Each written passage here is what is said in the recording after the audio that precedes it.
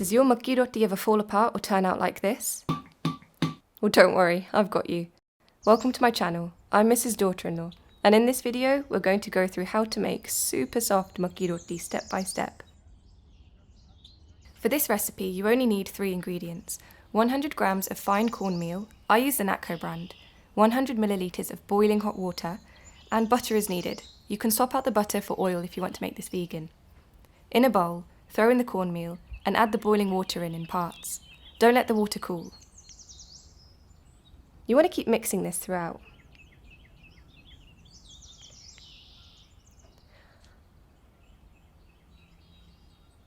After mixing it, massage the dough in a downwards motion and create almost like a paste. This might take a few minutes. Place your non-stick sheet down on your surface and use a little bit of butter or oil over the sheet. You can buy our sheets in the link in the description below. Now you want to take half your mixture, roll it up into a ball, and you want to put a little bit of butter or oil onto your fingers. Begin to press down onto the roti to form its shape, and flatten this however thick you like. I like my roti quite thin.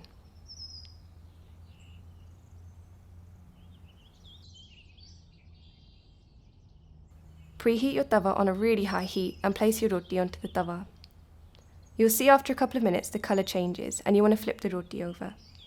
After a couple more minutes, flip it again and you'll see that you get these lovely little black spots appearing.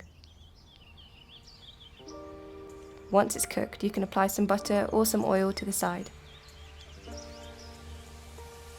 You can see how soft this one's turned out, and it's only with 3 ingredients, so it's super easy to follow and it has great results. Enjoy it with saag or any other sabji. For more from Mrs. Daughter-in-law, please like and subscribe. Let us know in the comments how your roti turned out. I'll see you on the next one.